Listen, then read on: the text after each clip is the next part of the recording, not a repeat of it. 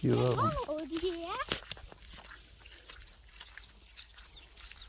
तेरा ही जा खड़ पे तेरा गड़े आ लिया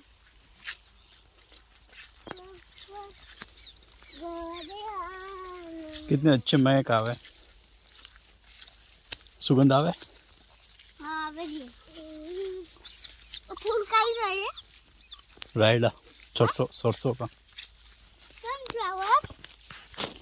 हाँ सरसों कोबरा सरसों सरसों तेल का आवे पे हाग बनाओ वो